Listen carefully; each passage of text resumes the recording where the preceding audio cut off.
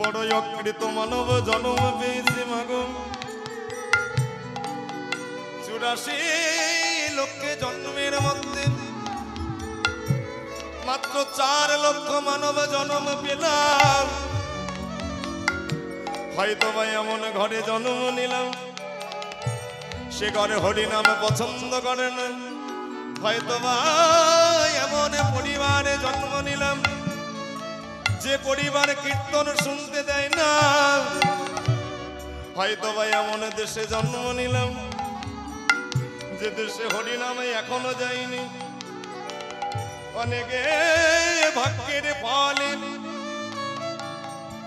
এমন সোনার নদিয়া নবদ্বীপে জন্ম নিয়ে আরে যদি গৌড়ের যদি নাম করতে পারি তাহলে আমার মতো অধম